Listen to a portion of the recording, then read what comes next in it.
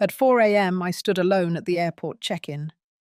My suitcase was packed, my heart was full, but my name wasn't on the list. He had given my place to his girlfriend. I didn't cry, I didn't shout. I just walked out into the cold, my hands shaking. They said I was too old, too slow, too outdated, but they had no idea what I was about to uncover. And once I did, nothing was ever the same again. I had never been the kind of woman to chase luxury, but Monaco had always meant something to Henry. Years ago, he circled it in a travel magazine and said, "Someday." He never got there. Life got busy. Then it ran out. So I made a promise to myself. 5 years after losing him, I would go. Not alone. I wanted to bring family, fill those empty seats with laughter, maybe get one photo where I wasn't the only one holding the camera. I didn't need much. Just that one moment. Just that one place. So I planned it. 8 days, a boutique hotel overlooking the water, a walking tour through the old district, and one dinner cruise on the last night. Total cost came to $37,000. I paid it in quiet. I didn't want them to feel like it was a transaction. This was a gift, a memory, a bridge. Travis, my son, was the first to respond to my invitation. He said he was proud of me for doing something bold, said he could help with logistics. I smiled. Maybe this was it, a real shift. Since Henry passed, Travis had grown distant, not cruel, just blurred, like a radio station that no longer came through clearly. He offered to book the group flights, said it would be easier that way. I agreed. A week later, I got a text from him that said, "Flights handled, details coming soon." No emojis, just period punctuation. I read it twice, trying to imagine the tone. Then I let it go. The guest list ended up small, just the people who mattered. Me, Travis, his girlfriend Brielle, a few family friends from Boston. I chose my suite carefully, requested a room with a view that faced the harbor. Henry would have liked that. Travis suggested we host one small dinner before the trip, just to align expectations. I thought it was a lovely idea. I cooked my late husband's favorite dish and laid out old photos in a soft spiral on the table. Brielle showed up 40 minutes late, wearing a fur-lined coat and heels that didn't know winter. She didn't acknowledge the meal, just gave me a side hug and said the house was cute. During dinner, she asked if there'd be activities for younger energy on the trip. Said she didn't want the vibe to feel too elderly. Her eyes flicked toward me like punctuation. Travis laughed. He said she was joking, but nobody else was laughing. She picked up the guest list I'd left by the door and started circling names in pink ink. She paused when she reached mine, then drew a slow line through it. She glanced at me and grinned. "Oops, just kidding." My hand went still on my wineglass. I didn't say a word. That night, I didn't sleep. I pulled out Henry's old watch and laid it beside my pillow. I remembered the day he gave it to me, our 10th anniversary. No diamonds, just his name etched in the back. Solid, lasting, like him. The days moved faster after that. Packing lists, passport checks, travel insurance. I handled it all. I even paid for Brielle's expedited renewal when hers didn't arrive in time. She never thanked me. Still, I let hope anchor me. Maybe this was how it all shifted. Maybe once we got there, everything would feel right. I packed a soft green cardigan for the flight, one Henry always said made my eyes look like spring. I laid my suitcase by the door the night before and set my alarm for 3:45 a.m.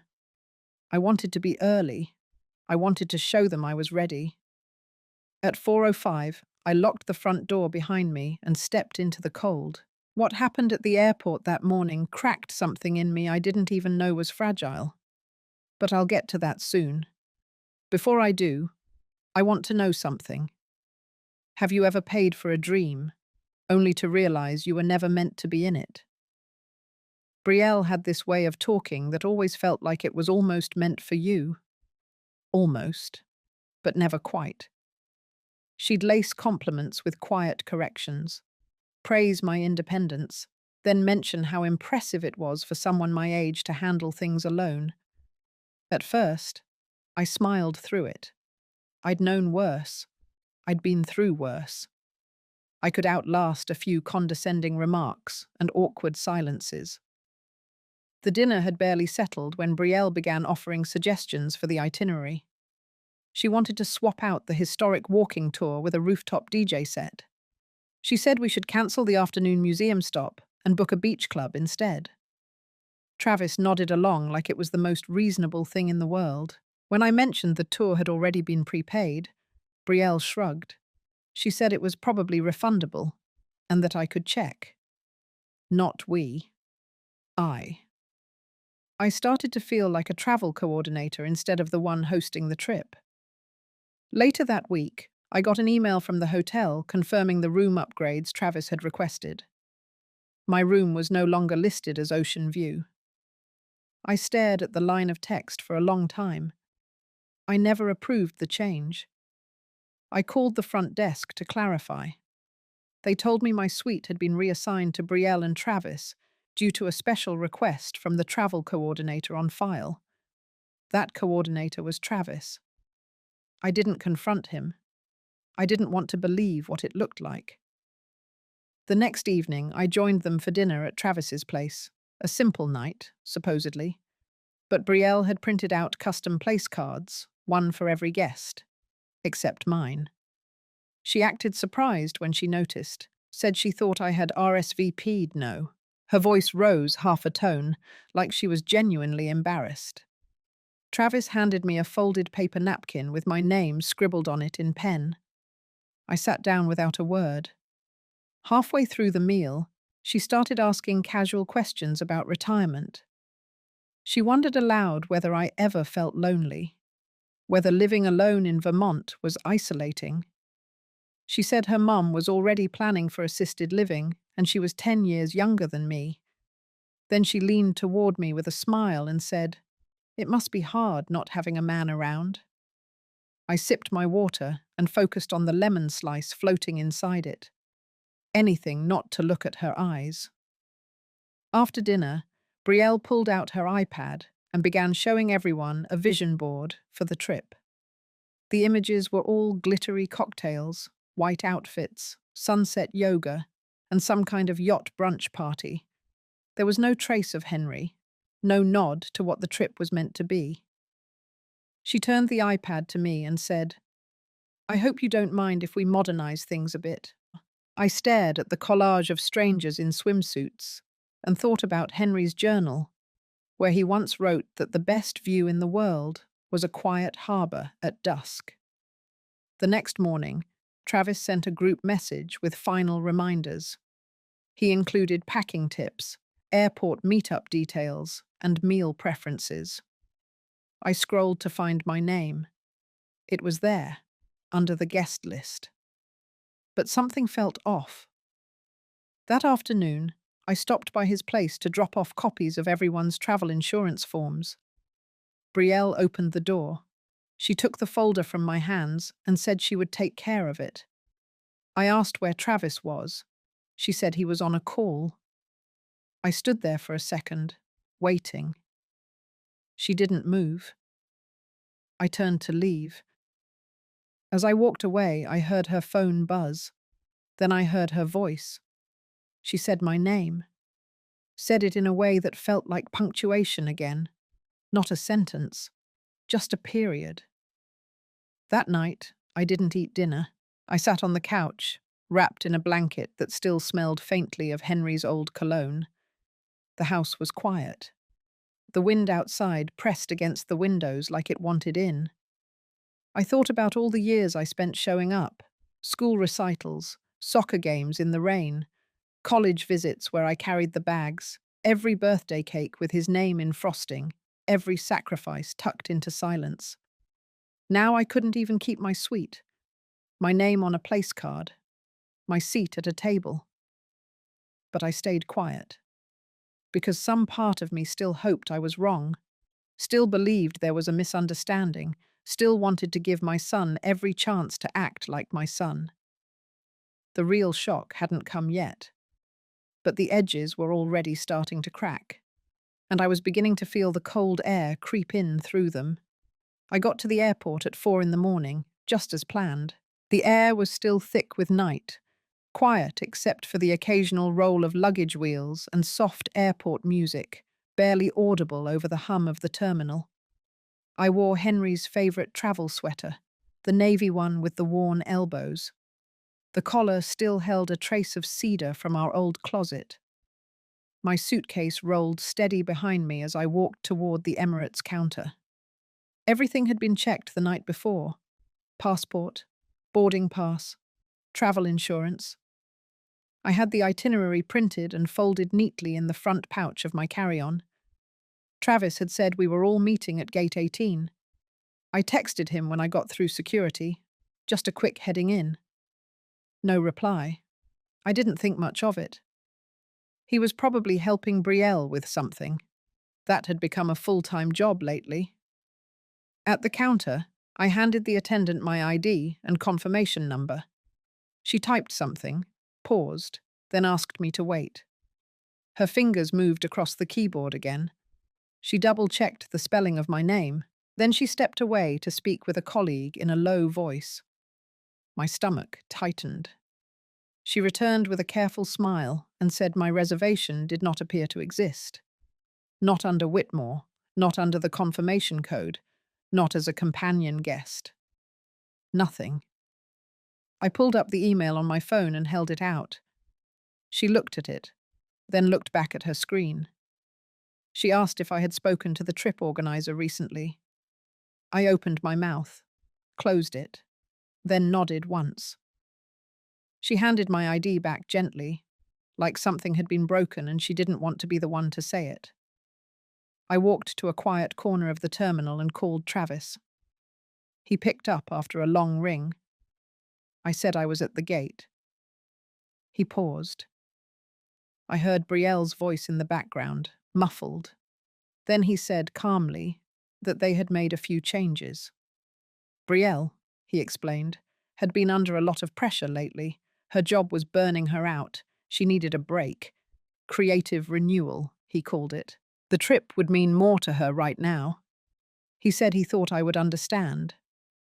I did not speak for several seconds, not out of restraint, but because the breath had left my lungs like someone knocked it out with a fist. I stood there, phone pressed to my ear, staring at the gate that was never mine to begin with. He continued, said the room would be used. The costs would still be covered. Nothing would be wasted. He said it like that was a kindness.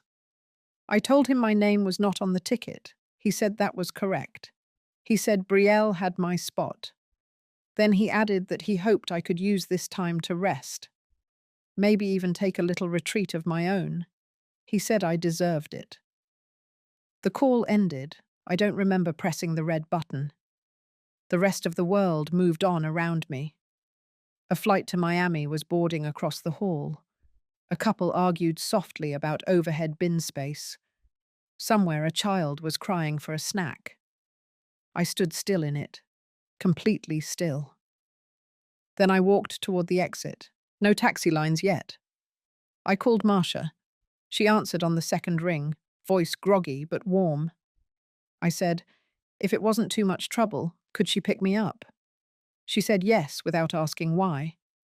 When she pulled up, I got in without a word. She looked at me, then reached over and squeezed my hand. We drove in silence for a while. The sky was beginning to lighten. Morning pressed against the glass like a secret trying to get in.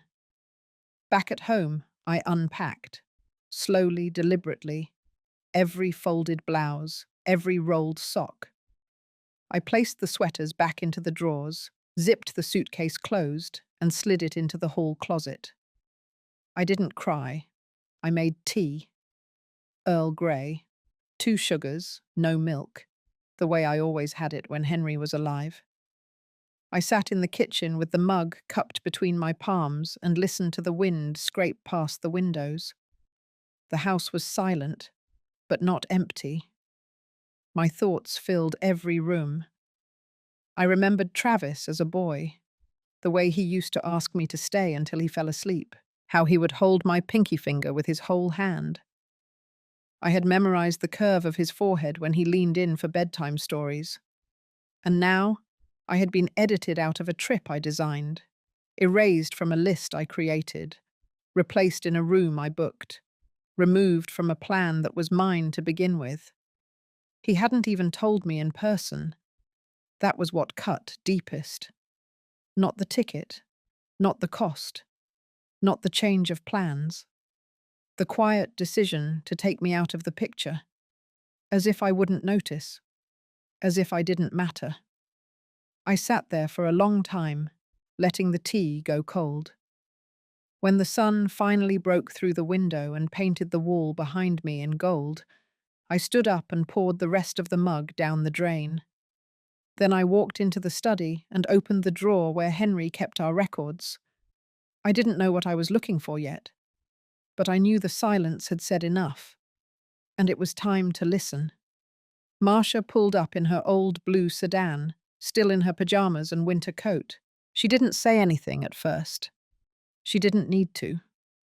I got into the back seat and buckled myself in like a child being picked up after school.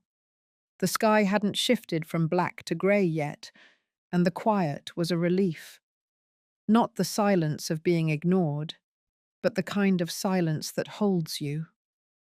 She handed me a thermos.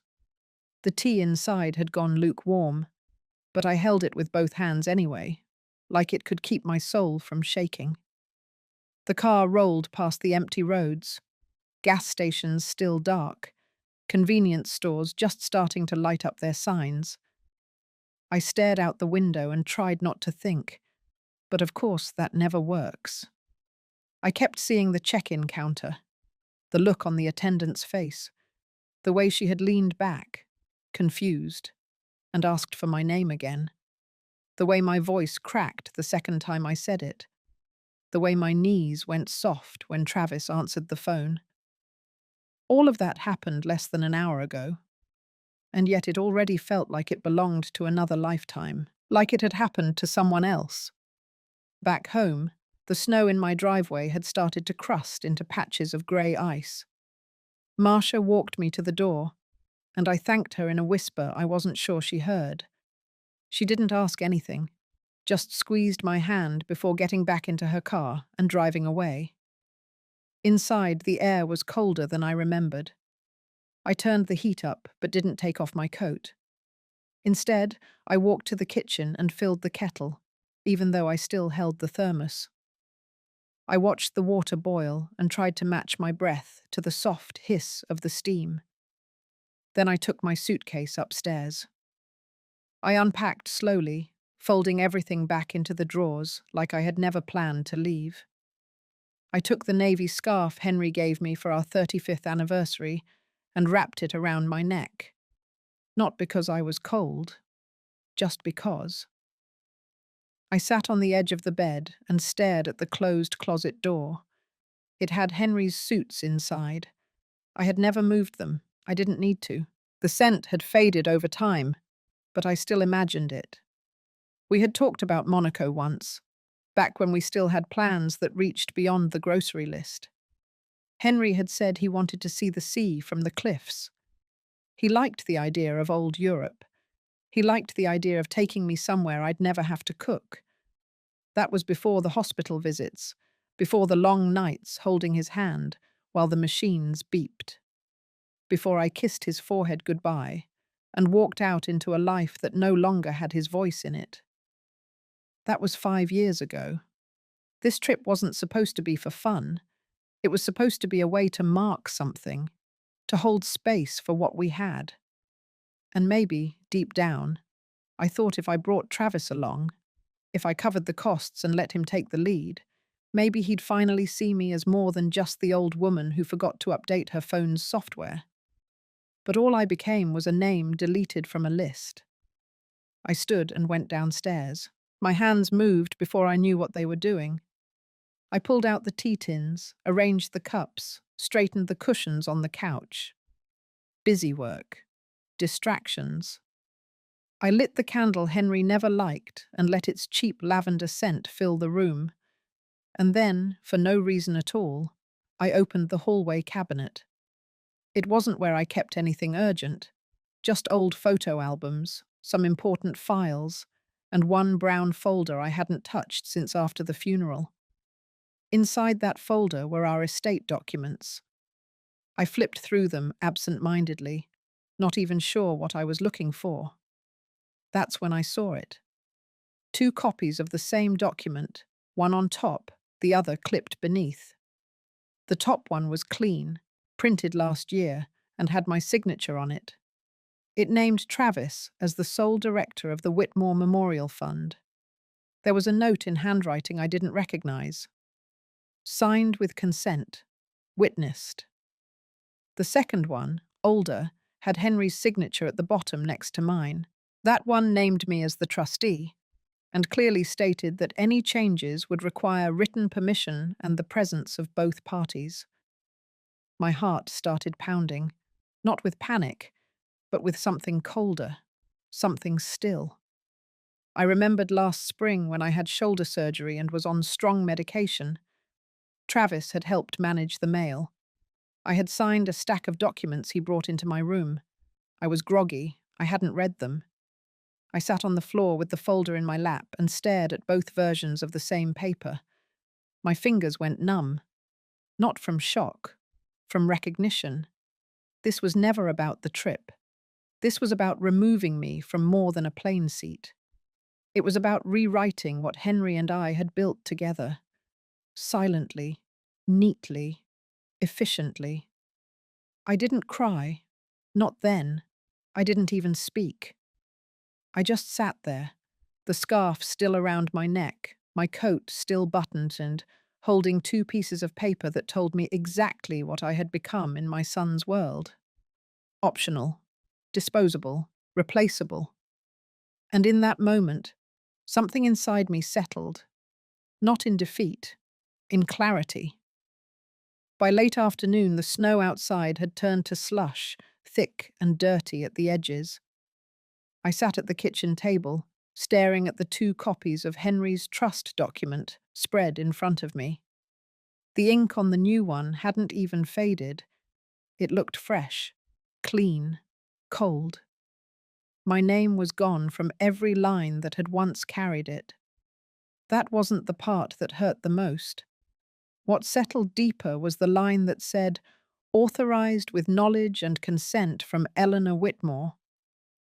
I traced that sentence with my finger, slowly, over and over, like maybe if I touched it enough times, it would dissolve. I thought about calling Travis, not to accuse him, not even to confront him.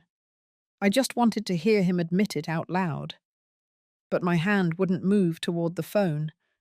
I wasn't ready to hear the tone he would use, the condescending calm, the way he would shape his voice like he was explaining simple math to a slow student.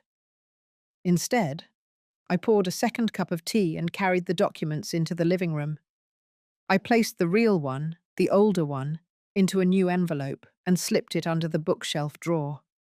It was the drawer Henry used to keep his old pipe collection. It hadn't been touched in years. The fake one I placed back into the folder, the one Travis had left for me after the surgery. Neat, rehearsed, unchallenged until now. Later that evening, I walked down to the mailbox. The cold stung at my cheeks, but it cleared my head. I hadn't realized how long I had been inside the house, wrapped in the same coat, the same scarf, carrying the same ache. Inside the mailbox was nothing but a grocery flyer and a letter from the bank. I opened it on the porch, under the porch light. It was a transaction report. The card Travis used for travel bookings had been tied to my name. The statement listed every expense: 5 plane tickets, a luxury suite in Monte Carlo, a private car service, meal reservations at the marina, even a floral arrangement marked Brielle Welcome Gift. Total, $37,809. The payment was pending under my account. I folded the paper neatly and slid it into the inside pocket of my coat. Then I stood in the dark and looked out at the streetlights, flickering in the fog. One of them had gone dim, barely holding on. I knew how that felt. The next morning, I called a law office in town. Not my usual one, a place I had never used before. I asked for an appointment, and they said they could see me that afternoon. The office was small, tucked between a dry cleaner and a pet supply store. The receptionist didn't blink when I walked in. I must have looked like any other grandmother, a little tired, a little quiet, a little too early. When the lawyer came out, he introduced himself as Malcolm. He looked barely older than Travis. I handed him the folder with both documents. I asked him to take his time, to read them carefully and tell me the truth, not the polite version. He read. He compared. He adjusted his glasses. Then he looked at me and said exactly what I already knew. The newer document was valid, unless I could prove I hadn't been aware of what I was signing. He asked if I remembered that day. I told him I remembered the pain in my shoulder more than anything else.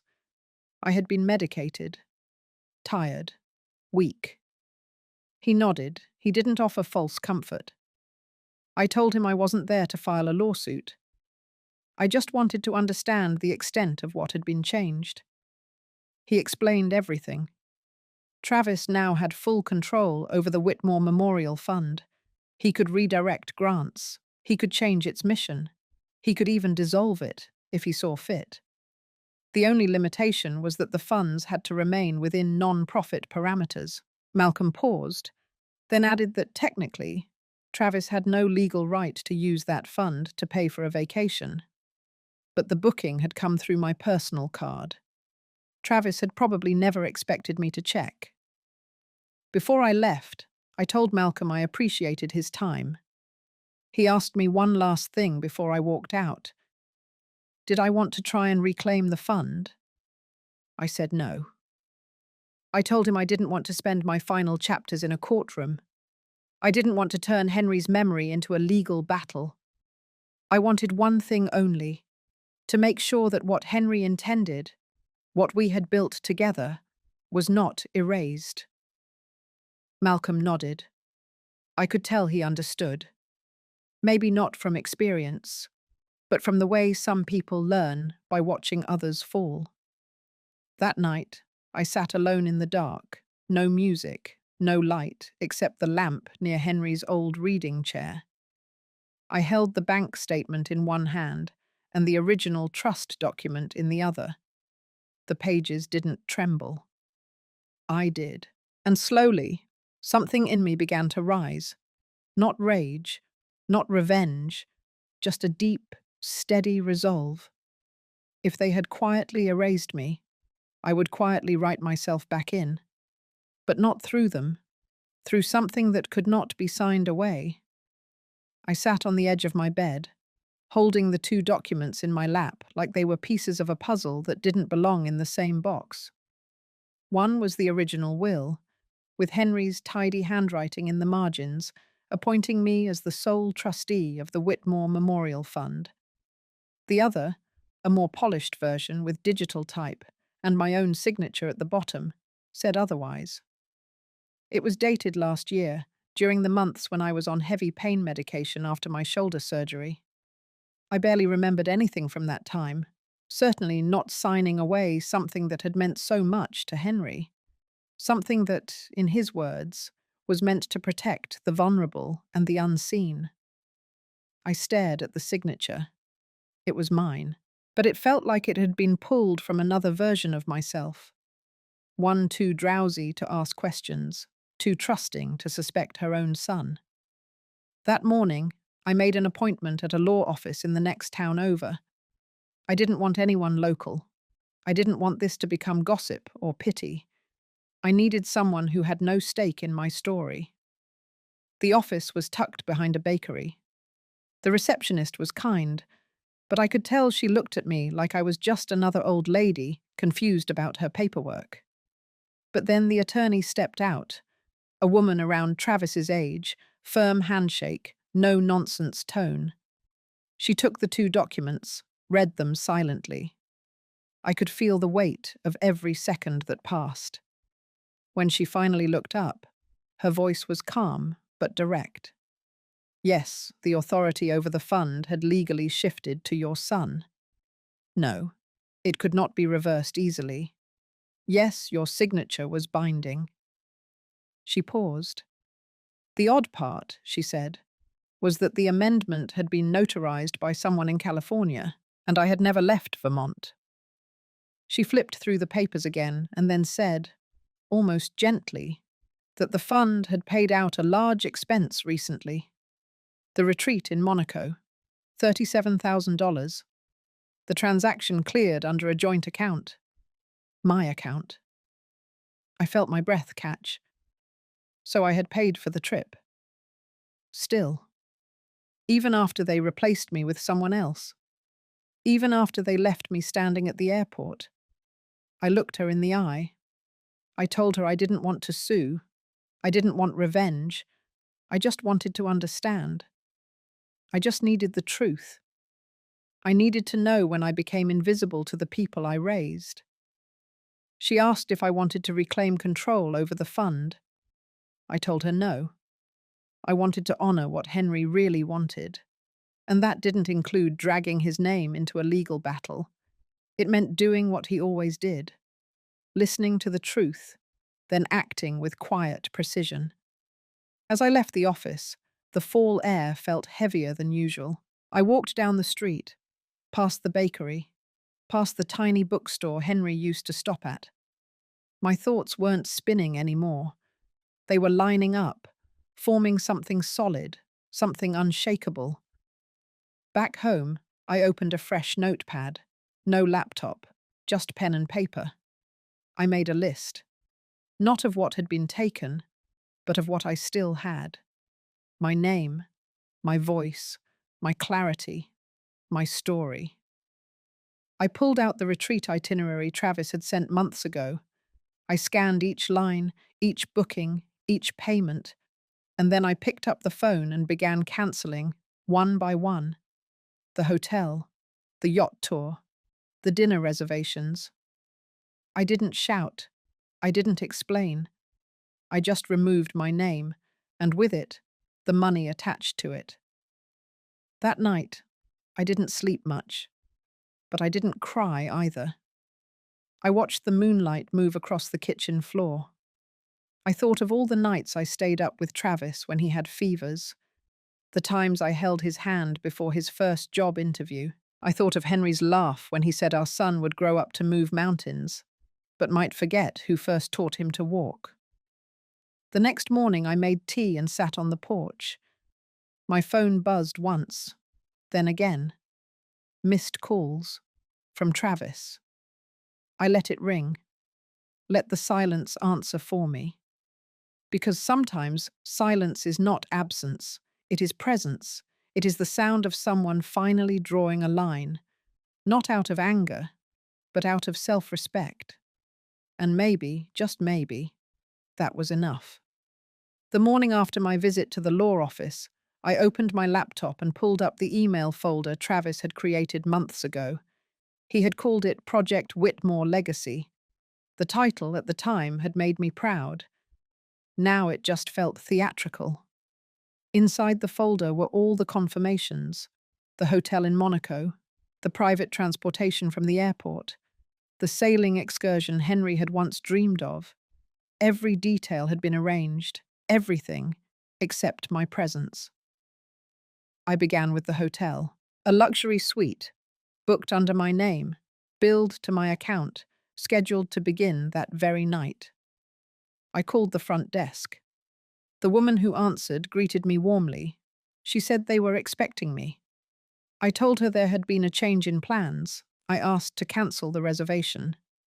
She paused. There would be a penalty. I said that was fine. I didn't need the room anymore. I moved down the list. The yacht company was next. They had charged half up front. I asked to forfeit the deposit. The woman on the phone tried to persuade me to reschedule. I said I wouldn't be returning. I ended the call before she could ask why. It took nearly 2 hours to undo what had taken Travis weeks to put together. Each cancellation was a small unraveling of a web I had never agreed to spin. When I finished, I sat back and let my hands rest in my lap. Then I went further. I logged into the joint account I had once set up for Travis when he started college. I had left it open, thinking it might be useful in emergencies. Over time, he had turned it into his personal planning fund. The trip to Monaco, gifts for Brielle, even subscription services for design magazines, all quietly withdrawn from that account, under my name. I closed it. Then I changed the password on my main financial account. I removed his access, unlinked his email, and notified the bank to flag any activity connected to his name. There were no dramatic messages, no notifications sent, no confrontations. I simply took back what was mine, without noise, without spectacle. That evening, the first post went up. Brielle's Instagram was full of soft pastels and curated joy. The photo showed her standing in front of the Monaco harbour, arms stretched wide, sunglasses perched perfectly on her head. The caption read, "Inspiration begins with letting go of the old. No more chains, no more limits." I read it once, twice. Then I closed the app and left my phone face down on the counter. The next morning, the second post came. It was a video. Travis panning across a private beach, narrating the retreat with a tone I hadn't heard from him in years. Polished, detached, corporate. He ended the video by saying, "This trip marks the start of something bigger. We are honoring a legacy, but we're also creating our own." I sat in silence. I thought of Henry, the way he used to hold my hand while we walked the garden path behind our house, the way he spoke about legacy as something rooted in compassion, not performance. He had never wanted a monument. He wanted people to feel less alone. I stood up, walked to the closet, and pulled out a sweater of his I had kept. It was too large, soft, with age. I wore it like armor. In the kitchen, I made tea. I watched the leaves swirl before settling at the bottom. I didn't cry. I didn't scream. I simply breathed. By noon, I began to receive missed calls. Travis, then Brielle, then Travis again. The messages were brief. "Something's wrong with the hotel. We can't access the dinner reservation. The tour company says the card didn't clear." I didn't respond. I imagined them pacing around their luxury suite, trying to make sense of the disruption, the unraveling, the absence of control. But I wasn't interested in watching them panic. I wasn't looking for revenge. I just wanted them to understand what silence could do. Later that night, I returned to the garden. I walked the familiar path alone. The wind was soft, and the sky had just begun to shift into dusk. I sat on the bench Henry had built, my tea still warm in the thermos beside me. I whispered one sentence into the quiet. "This is enough." And for the first time in a long while, it truly was. The evening air settled soft and cool as I opened the door to my home. The weight of the day still pressed on my shoulders, but I carried something lighter within me, a quiet resolve, a flicker of hope that had long been buried beneath layers of hurt. I wasn't sure what had prompted the idea at first. Maybe it was the loneliness that gnawed at me during the long nights. Maybe it was the realization that the pain I carried wasn't mine alone. Whatever it was, I had decided to open my doors to a few women like me, women who knew what it was to be unseen, unheard, and unwanted. I called a handful of names from an old notebook, the women I had met through volunteer work, those who had once trusted the world and had it all quietly taken away. Some had lost homes, some had been pushed from their families, others had simply faded into shadows of neglect. 6 showed up. Each one arrived with a story heavier than the last. Their eyes held the fatigue of years spent fighting for scraps of dignity. Their hands trembled as they carried bottles of wine, jars of preserves, homemade bread. They came bearing their wounds, wrapped in kindness. We gathered in the living room. The fire crackled gently in the hearth. The walls held pictures of my family, but in that moment, it felt less like a memorial to the past and more like a sanctuary for the present. I poured wine slowly, carefully, filling each glass as if it were a small ceremony. The first woman spoke softly about her daughter who refused to visit. Another told of a son who never called, who had taken her savings without a word. Their stories spilled like a river breaking through a dam. The pain was raw but shared, the grief both personal and collective. At some point, laughter found its way between tears, the kind of laughter that comes from being truly seen and understood. From knowing you are not alone in the dark.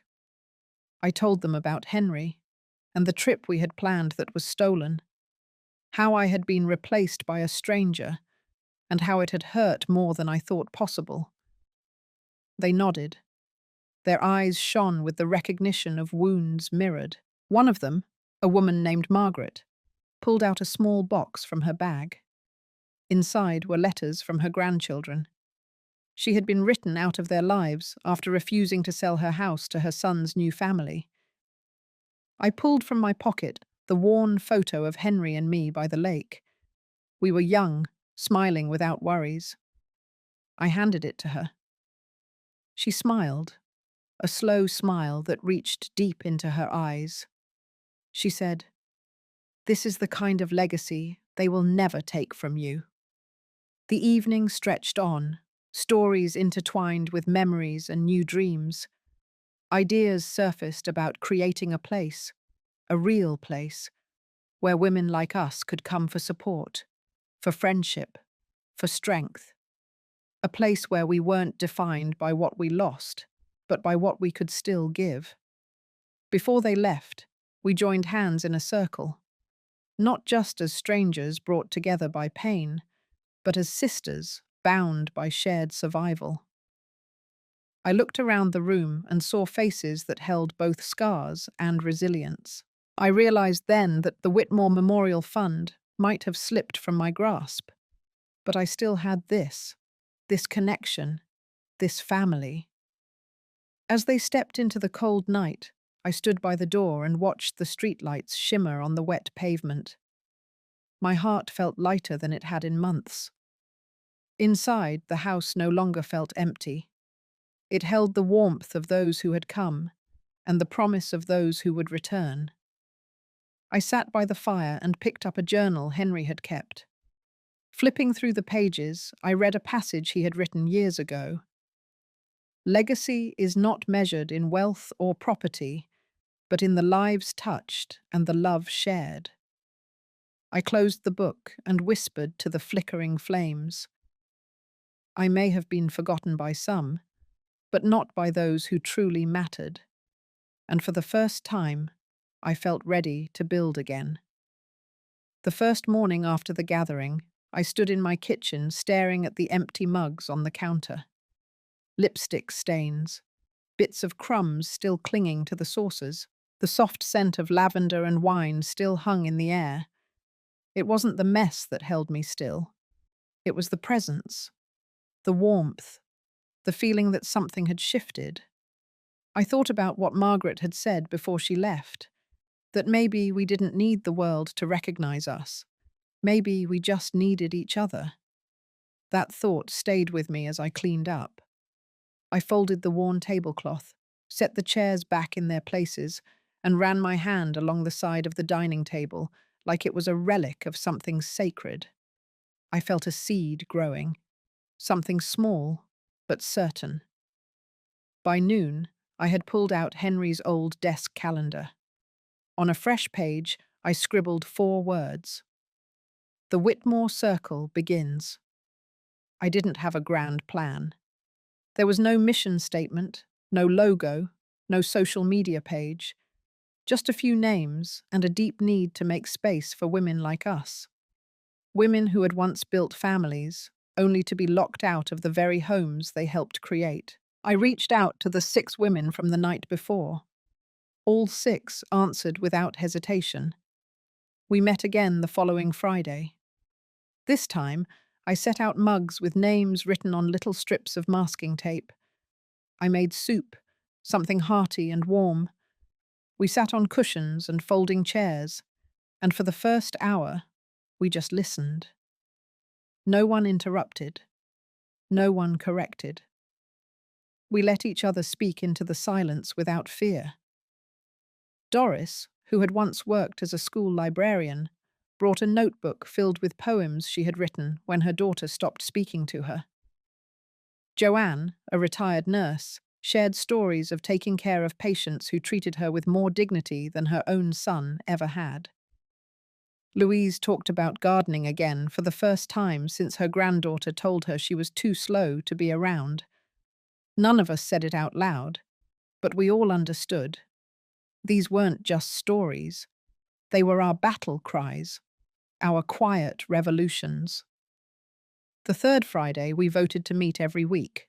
We decided to each bring something we used to love, something that once belonged to the part of us that felt alive. Music, recipes, newspaper clippings, photos of road trips before cell phones, and bitterness. It wasn't long before other women began to ask if they could come. Friends of friends, a neighbor who overheard us laughing on the porch, a woman from the local food co-op who had overheard Margaret talking about it over a bag of oranges. We didn't say no. There was no application, no registration form. If you showed up with a story and a heart full of cracks, that was enough. The name stuck. The Witmore Circle. It started as a nod to Henry, but the meaning shifted. It no longer belonged to the fund that had been taken. It belonged to us, to the late bloomers, to the forgotten matriarchs. I cleared out the back room of my house, dusted the old upright piano, and placed chairs in a circle. I found an old lamp with a cracked base and made it our centerpiece, a symbol that even broken things can shine. Some nights we talked, some nights we cried, some nights we said nothing at all, and just listened to the soft ticking of the clock. The silence became its own kind of music. We never talked about fixing each other. That wasn't the point. We weren't projects. We were people who had been bent, but not broken.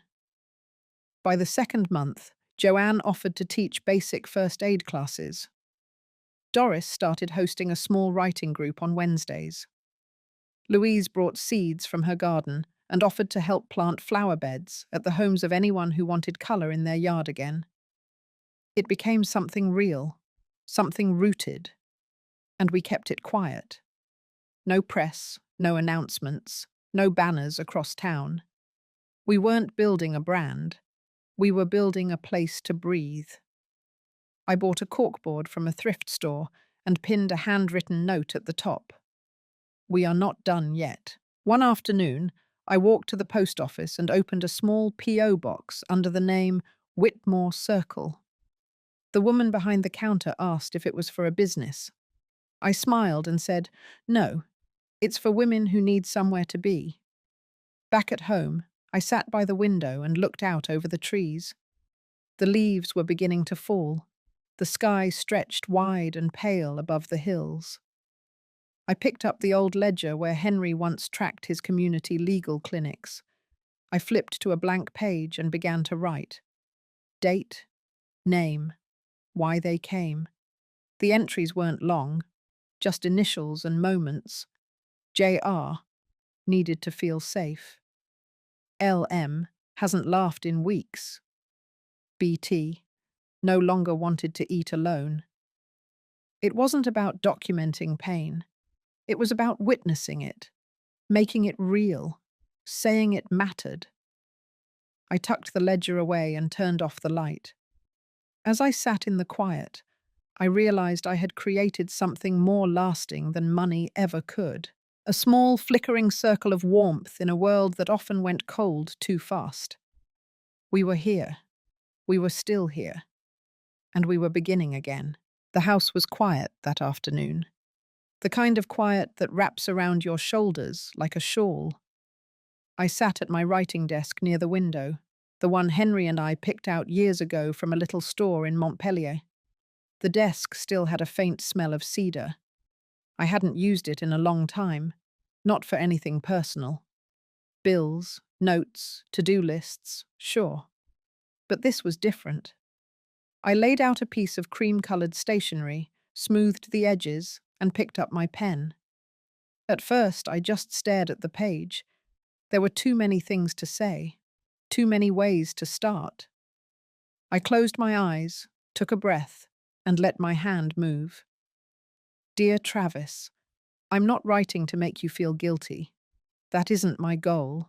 I don't want to punish you, or ask for anything to be returned, or dredge up arguments we never had the courage to speak aloud.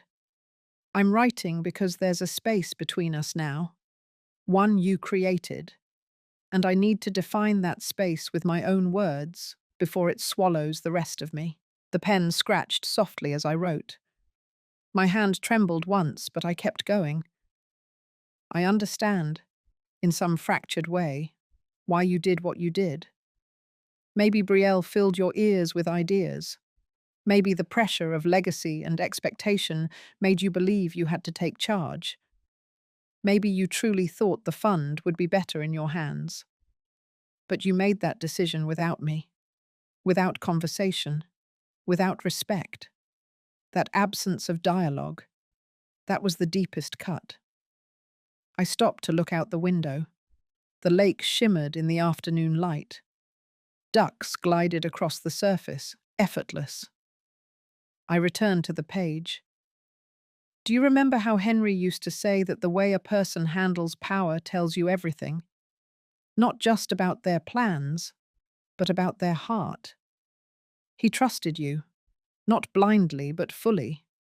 And so did I. When I signed that paper during my treatment, I believed it was an insurance update, something routine. I trusted you not to use my condition as a moment of advantage, but that's exactly what happened. I paused. The words felt heavier now. I'm not asking for the fund back. You've already made it yours, in your way. But I found the original version, the one Henry wrote by hand, the one that named me the steward, not because I was his wife, but because he believed I would guard the intention behind it. I folded that version and placed it in an envelope, not to send, just to keep close. I went on. I want you to know something important. I don't hate you, but I no longer recognize you as the person I raised. That boy who once brought me dandelions in spring and wiped his sticky fingers on my jeans. He's gone. And maybe that's how life works. Maybe children grow into people their parents can't fully know. But what you did wasn't just ambition.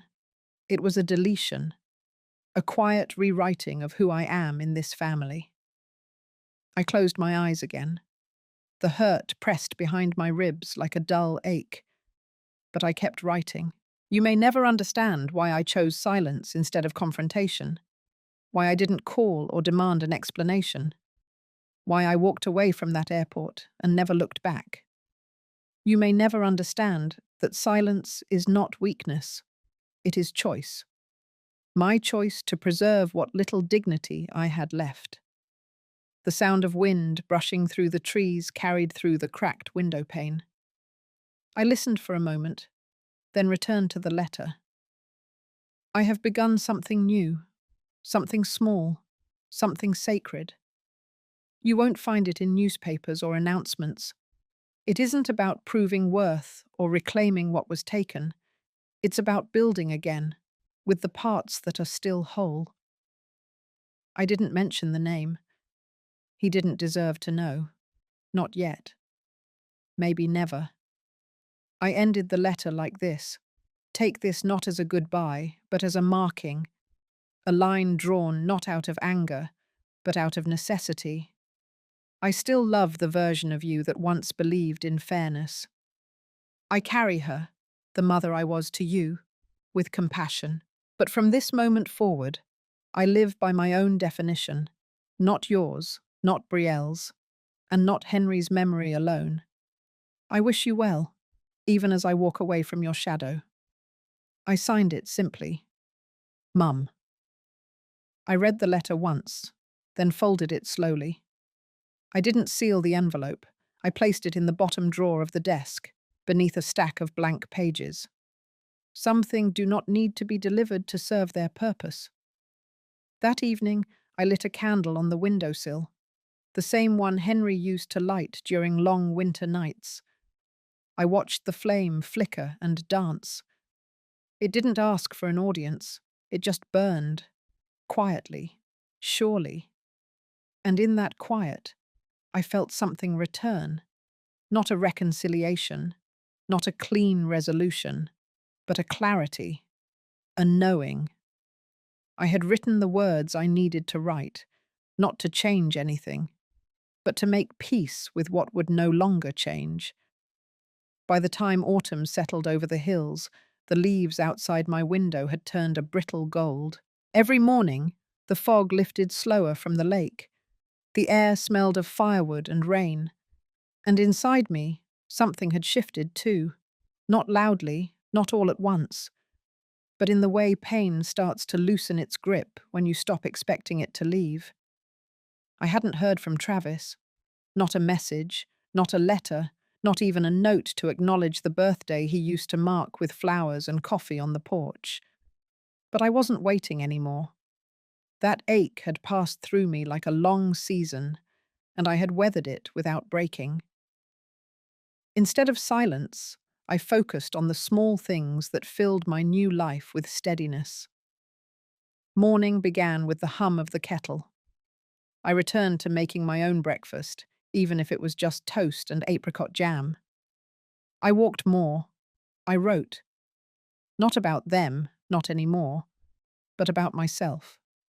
For the first time in years, I was the center of my own page, and I showed up at the center with all my wear and softness and scars. One afternoon, I received a letter with no return address. The handwriting was unfamiliar, blocky and tense. I opened it carefully. It was from Brielle's sister. Her words were short, but there was something raw beneath them. She wrote that she had seen what happened that day at the airport. She had also seen what followed, how Travis and Brielle spent the money like it would never run dry, how they changed houses twice, then filed for bankruptcy before summer ended. She said none of this to hurt me, only to explain that sometimes the ones who take without asking are punished not by the people they hurt, but by the lives they build on lies. I folded the letter and placed it in the drawer beside the one I had written to Travis. I didn't need justice in the way most people think of it. I didn't want their ruin. What I had wanted was space, and now I had it. In that stillness, I began something else. With the help of a few friends, women I had met through the local community center, I quietly started a small foundation. It wasn't grand or flashy, just a circle of support for older women navigating grief, transitions, and the brutal loneliness that can come from being left behind. We met twice a week. Sometimes we baked together. Sometimes we sat with coffee and didn't say much at all. But we listened. We listened with the kind of silence that healed instead of hollowed. It was in those gatherings I found a new rhythm. One of the women, Marla, had lost both her sons to addiction.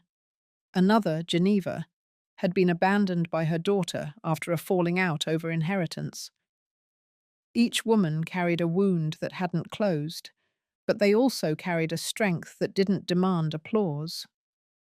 We didn't need fixing, we just needed witnessing. And in giving that to each other, we became something more resilient than restored. We became whole in a way that didn't require repair. The woman I was before the Dubai trip had been someone who placed her faith in the structure of family, who believed that sacrifice and love would always be enough. The woman I was now didn't stop loving, but she no longer gave herself away piece by piece in the name of being needed. Instead, I held the warmth I created. One evening, as the sky burned orange across the lake, I lit the small candle I kept on the mantel. It had become a ritual, like a quiet nod to the version of me who once sat alone, wondering how everything fell apart. That version of me had written a letter she never sent, had walked away without demanding answers, had planted seeds in silence. And now, in the soft glow of that flame, I saw what had grown.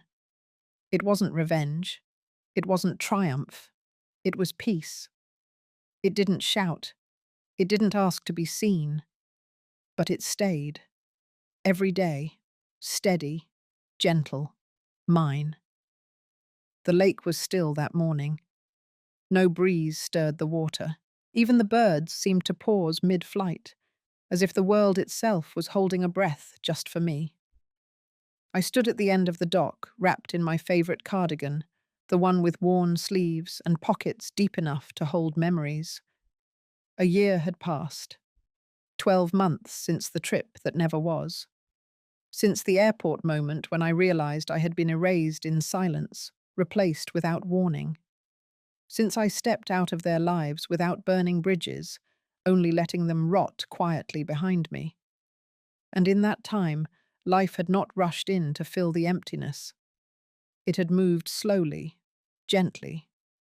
I had learned to live not with what I had lost, but with what I had left. And what I had left was enough. The foundation I started with the other women had grown beyond anything I imagined. We called it the quiet table, a place where women sat side by side with their stories and sorrows and didn't need to explain themselves. There were no lessons or requirements, only presence. We had women from all over town. Some had lost husbands, others had been abandoned by children they once raised alone. One woman, Bernice, had never married, but had devoted her life to a sister who no longer remembered her name. Each of us had given until there was almost nothing left. Now, together, we began giving back to ourselves. I taught a few cooking classes again, not for money, just to pass on something warm. People still remembered my lemon loaf and rosemary chicken. It was funny how food lingered in memories more kindly than words. And I liked that. I liked that I could still create comfort without explaining the ruins I'd come from. One afternoon, I received a voicemail.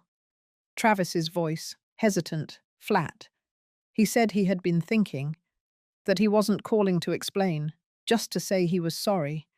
He didn't know how to fix things. He just wanted to say he hoped I was all right. I didn't call him back. Not out of anger, not even pain. Just clarity. There was nothing to return to. That version of mother and son had ended in silence at gate 14. What remained were two people learning how to live with who they had become. I had forgiven him, quietly, for myself, not for him. I forgave him so I could stop checking the phone, stop dreaming of apologies dressed in gifts or guilt, stop imagining a version of love where I was always the one holding the weight. As the sun rose higher, light spilled across the dock. I sat down slowly, feeling the worn wood beneath me. In the distance, laughter drifted from the community centre. Someone had brought their grandkids for a visit. I smiled. There were still cracks in me, but they no longer bled. They had become part of the grain, part of what made me steady. Whole did not mean untouched. It meant holding the broken pieces with care. And that is what I did. Every day, quietly, steadily. That morning, I reached into my pocket and pulled out the small shell I had picked up the day I walked away from the airport. It was smooth, pale pink, chipped on one side. I had kept it not as a symbol of loss, but of the moment I chose myself. I tossed it gently into the lake, not to forget, but to remember I had survived, and I was still here.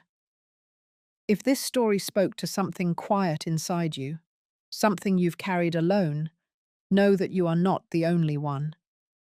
So many of us have walked through silent heartbreaks and kept moving anyway. I would love to hear your thoughts, your reflections, or just your presence in the comments. Sometimes, even a small moment of recognition can be a beginning. Thank you for listening. Thank you for being here.